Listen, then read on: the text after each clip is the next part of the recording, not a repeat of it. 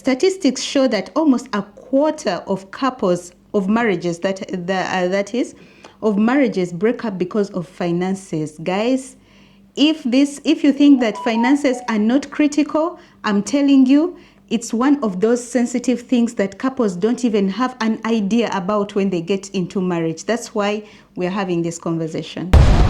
Hello, amazing people. Hi guys. Welcome and welcome back to Nyaga's World. Yes, we are here again to talk to you, to share with you.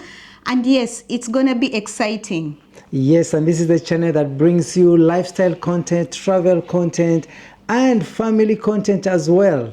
And if you're new to our channel, please go ahead and show some love, subscribe, share to your friends, and go through our content because we have lots of videos loaded on our page. You'll definitely get a thing or two, and tell us what you think in the comment section as well. Oh, yes.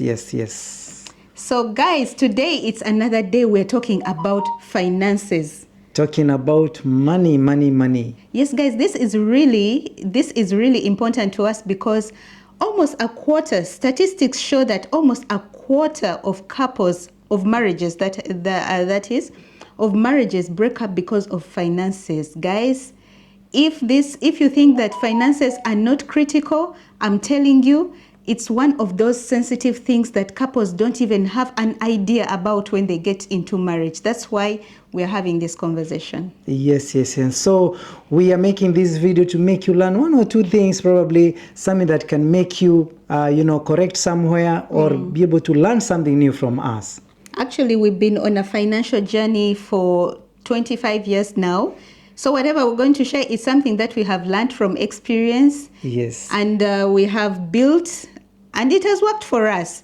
And of course, there's more to learn, but we're just sharing what has worked for us, and hopefully it can work for you as well. We feel that we have a very good experience when it comes to sharing about money and sharing our own experiences of what we have been through, and probably helping you to avoid mistakes that we have made and making a better decisions. So definitely today we are talking about the lessons we have learned that have helped us in our marriage. Exactly. Because marriage and money work hand in hand. Absolutely. So please stay with us. Oh, yes.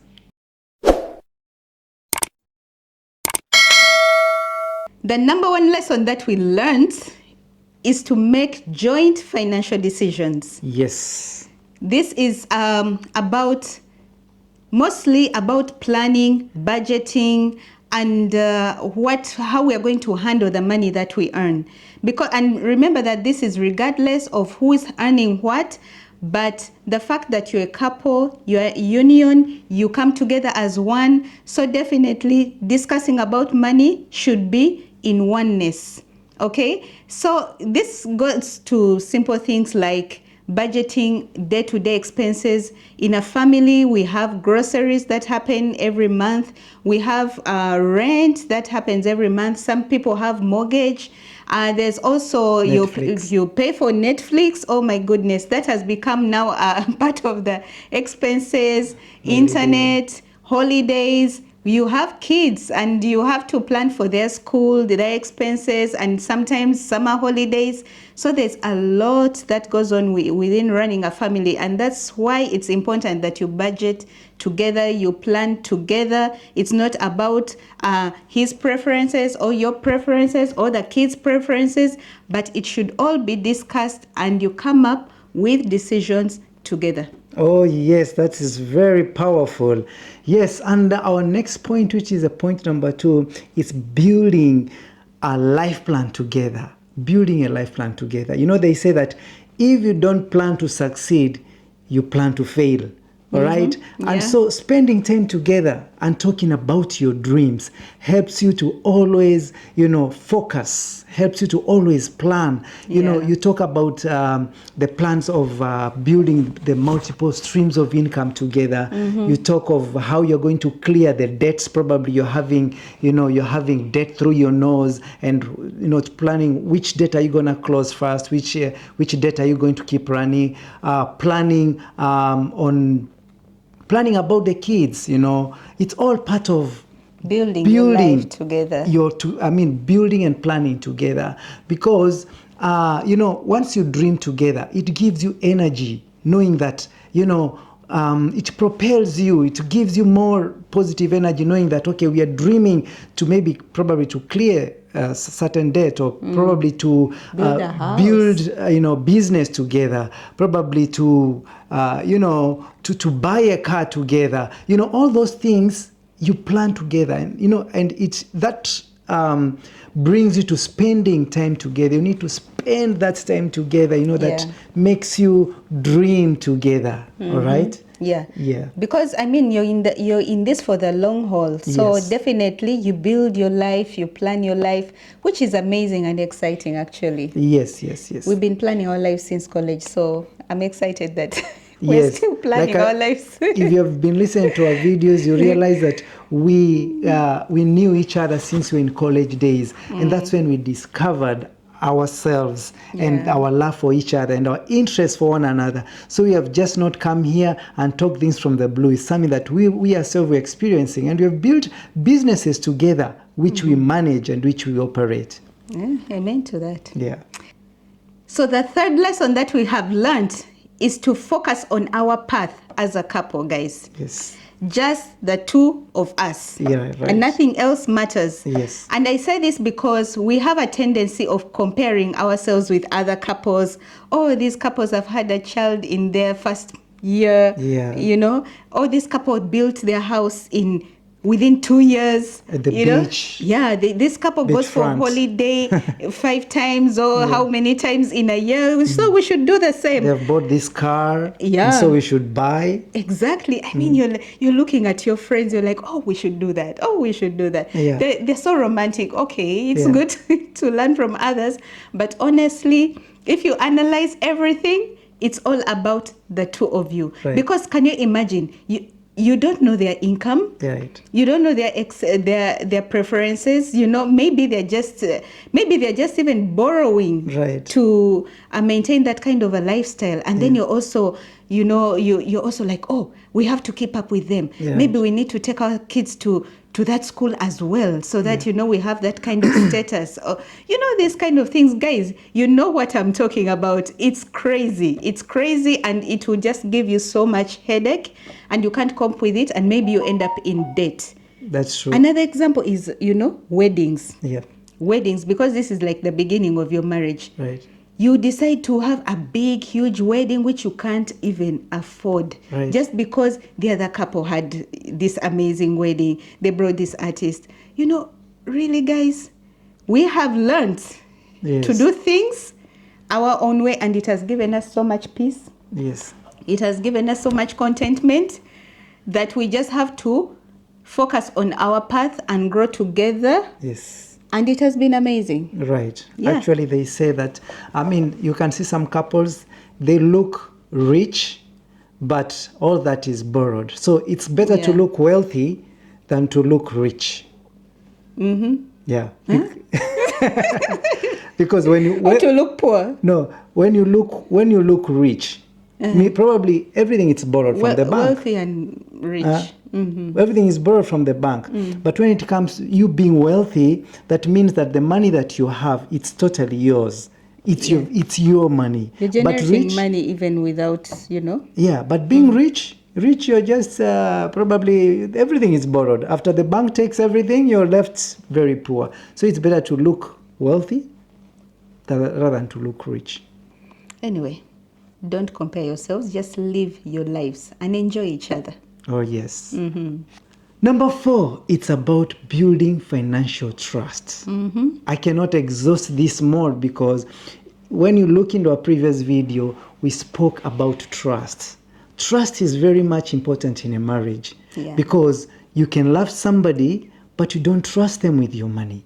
And I think this is not a very good place to be. It's always good to trust your partner, to trust your spouse, under whatever circumstance it is, because this helps you to build to grow financially, to build that strong bond. And so it's always good to trust your partner, because talking about our marriage, I have trusted my wife for the time that I got to know her, such that I can blindly know that she's taking care of our project well, without any doubt. Yeah. And this builds confidence in her as well, knowing that she is, I trust her, that I don't doubt her. So whenever you trust your spouse, you trust your partner, you give her confidence, to even do much more. Actually, this trust is earned. Like in our case, I feel we have built it because we had different mindsets. Right. Yeah. And different ways of handling money. But it's like we have just grown together to build that kind of trust where we're in a place that we trust each other's decisions, and our money mindset has really been aligned at this point. Right. So it took us a while to get to this point. Yes. Have those frequent financial talks, guys. Some people just don't want to talk about money. Yes. Like there's a friend I know that she doesn't even want to, because she likes spending, yeah? She doesn't want to be questioned. She doesn't like to be, anything from the husband she doesn't want, because for her she feels, okay, if I'm working, I should spend my money, I should handle my money. After all, I'm done working and doing all these things. But really, it is important that a couple should have that financial intimacy, to build that financial intimacy where you're comfortable talking about money. It shouldn't be like, ooh, that topic, Right. that topic of money. But you can even go out on financial debts. Right. In fact, for us, honestly, guys, I feel like now we talk too much about finances. Yeah, because we want to grow together. Yes, we want to grow together, and of course, we plan for retirement. We're always talking about things, because anything that pops up in my mind, I'm like, honey, what do you think about this? What do you think about this? So the most important thing about having frequent financial talks is that it aligns you on the same page of finances. You don't expect any surprises, you don't expect anything, and you get to share your dreams, you get to share your plans, you get to share anything that may pop up in your mind, and you're able to grow from that, especially if you both listen to each other and you're able to discuss freely and openly with one another. Oh yes. It's always good to to build your little castles in the air, Together. Together, because at the end of the day, life is two of you. Exactly. Oh yes, we come to our point number 6 that says avoid blame game. Avoid blame game. It's always good to make these financial decisions together. Right. Because once you make these financial decisions together, you are in this together. So whatever mistakes that will come along the way, I should not look at my wife and I tell her, why did you make this decision? And then she looks at me, but we made it together. It was your idea. But it was your idea. Yeah. But to avoid this type But I said no. to avoid this type of arguments, it's always good to make decisions together, and this avoids a blame game.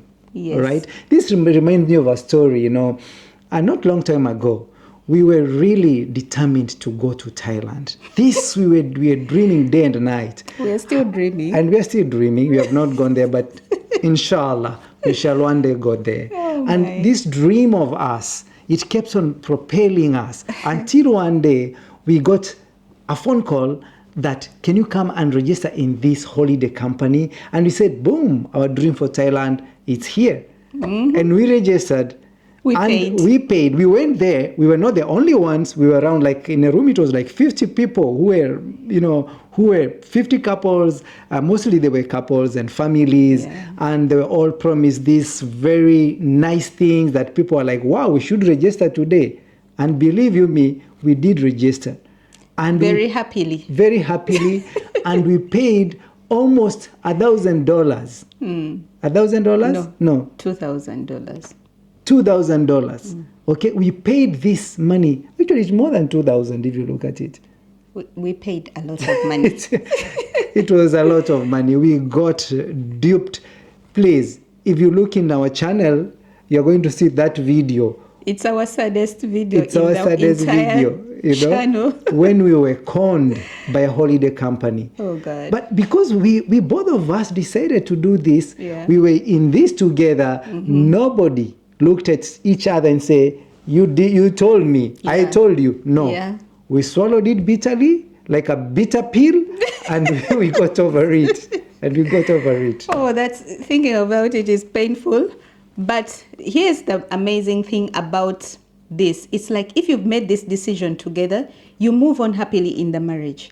But can you imagine if it was something that I had said no to and he agreed to, and we lost that kind of money? Maybe we wouldn't recover in the marriage. Right. Yeah, we would still be like, I'm blaming you for that money that we lost. Right. You know, it brings instability in the marriage, and things cannot be the same. And maybe that's where the trust is broken. I'm like, okay, I'm not listening to you anymore. We lost a lot of money. But if you're in it together, this is how you're able to move on in your marriage, and you're like, okay, let's go to the next best thing. Absolutely.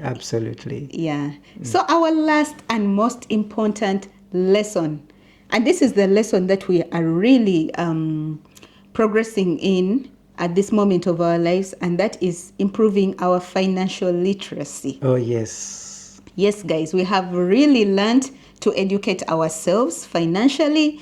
We listen to financial podcasts, we listen to YouTube videos, we listen to motivation speakers. We read books. We read books.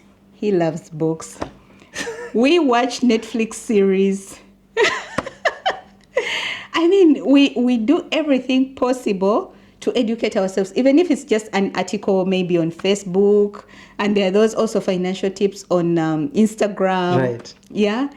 Wherever there's financial information, we're in, because we believe we don't know it all, you know? Yeah. Even that's why we're sharing with you this video, because it's not that we're experts, but we have learned some lessons along the way that have been helpful, and that's why we're doing this video. Absolutely. And now we're also educating ourselves. So I encourage you guys that you can't say, okay, we are now financially equipped. No, please continue improving your financial literacy, and you will just be getting eye openers to a brighter future. Oh yes. So plan to read a book, whether it is in a month. How many books you want Which is to our read? favorite book? Financial book. I think it's Rich Dad Poor Dad. Absolutely.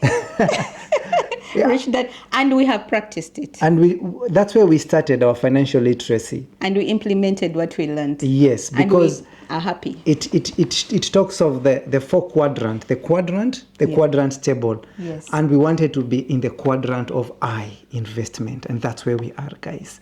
So please plan to read a book at least every month.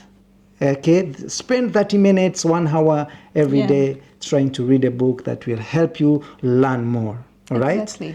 Yeah, so we bring this video to an end. We don't want to make it so long because we can talk about finances forever, because we're excited about this subject. Yes, guys. Thank you so much for being with us, and share with us some tips, you know. Share with us what was the most outstanding lesson for you, or is there anything that you feel we can also learn from you? Right. Just drop it in the comment section, and we shall be more than delighted to read from you. Oh, yes. And so, till next time, Bye-bye. bye-bye.